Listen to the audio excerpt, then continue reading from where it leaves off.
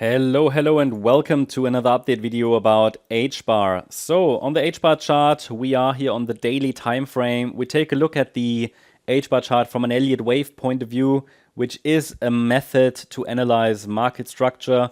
From that method, we get a good idea of the most probable pathways a chart should take, together with the relevant parameters, which means support levels and targets, as well as alternative scenarios, which will keep us safe in case levels break, and then we know exactly when the market is moving into an alternative scenario that helps us to prepare for different outcomes, which is very important in trading, in investing.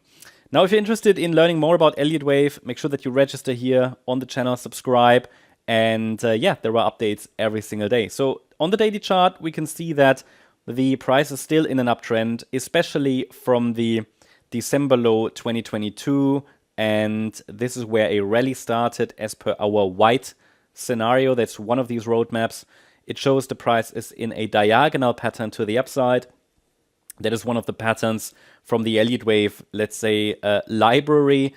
And there are different patterns. The diagonal pattern is a pattern that allows us to understand that the trend is up, but also that the uptrend is likely going to be quite messy and difficult and choppy slowly. So you see that here the initial rally was really difficult, a so-called three-wave move in what we label wave 1. Such a diagonal pattern has 5 waves. Then we have a wave 2, which formed a higher low. That's important. A wave 2 has to hold a higher low. The third wave is also considered a 3-wave move. You don't see it very well, but based on the internal structure, we have an A wave, a B wave, and this C wave. We wanted to see one more high. Based on our forecast, that one more high in the C wave, in the larger third wave, in that diagonal pattern happened.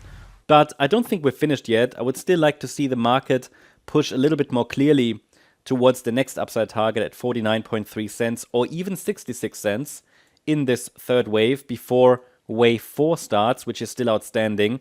And then we can still watch for one more high in a 5th wave. The third wave is normally the most aggressive trend in such a cycle. And even here on the HBAR chart, even in a diagonal pattern, the third wave is often very aggressive. The support area is located here, which means at any point we could easily drop into this support area while still keeping the white scenario alive. Yes, the support area is far away, which means that just purely looking at the macro level, at the daily time frame, the risk is quite high, because we will not find out that something more bearish is playing out until we break below 9.8 cents. But overall, we're still watching for higher prices, even here on the micro level. You know, if the price breaks below 9.8 cents, yes, a more bearish alternative needs to be considered, but we're far away from that. In this case, the lower support area would become relevant. Now, let's take a look at the smaller time frame. We were talking in previous updates here about this wave 4, an internal wave 4. This is basically what we just talked about, just zoomed in. You see here the next upside targets around 48 cents and maybe even 66 cents. The idea is that the market formed an internal wave 4 low in this move to the upside. So one more high would be expected on the micro level as well, before this larger wave 4 starts that I showed you on the daily time frame.